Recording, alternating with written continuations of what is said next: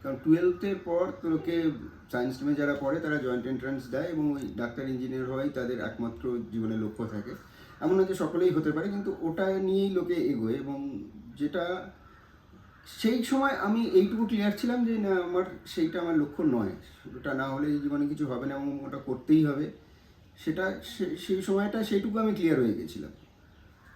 যদিও আমি তারপরে গ্র্যাজুয়েশন ফিজিক্সেই করা, ফিজিক্স অনার্স নিয়ে পড়াশোনা করা সেম কলেজেই, সেন্ট জেভিয়ার্সেই, কিন্তু লিটারেচারটা সবসময় আমার ইন্টারেস্ট ছিল এবং এখনও আছে।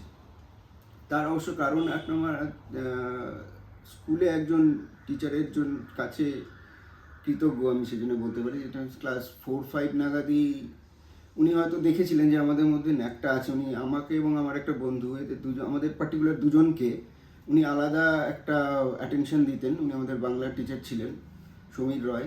উনি নিজে একজন পোয়েট ছিলেন, কবি ছিলেন, এবং তিনি আমাদের কিন্তু লেখার জন্য প্রচণ্ড উৎসাহ দিতেন। মানে রেগুলার যে ক্লাসের লেখা পড়াশোনা সেই সব তো হচ্ছেই, তাছাড়া যে তোমরা লেখো, যা পারো লেখো, এইভাবে লেখো, লিখতে থাকো, জাস্ট লিখতে থাকো, যাই হোক না কেন আমাকে দেখাও এবং লেখাটা চালিয়ে যাও।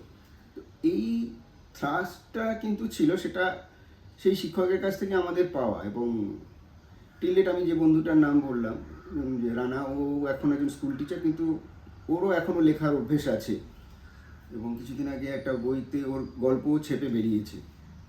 তো আমার সেই লেখার ব্যাপারটা ছিল। এবং যখন নাটক করতে শুরু করলাম, তখন যখন আমরা বিদেশি নাটক করছি, ব্রেক্স করছি, অনেক সময় দেখছি যে ঠিক যেটা চাইছি সেটা বাংলাতে সেইভাবে করাটা যাচ্ছে না, বা সেইভাবে বাংলাতে অনুবাদ নেই, লেখা হয়নি।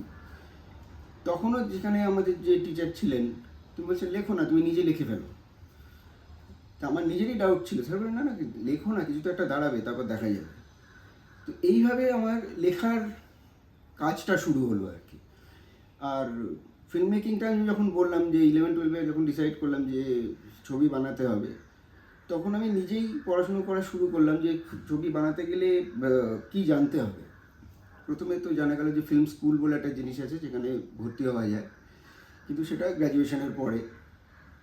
আর ফিল্ম সম্বন্ধে তখন পড়াশুনো করতে গিয়ে দেখলাম যে প্রথম জিনিস যেটা লাগে ছবি তৈরি করতে সেটা হচ্ছে একটা স্ক্রিপ্ট।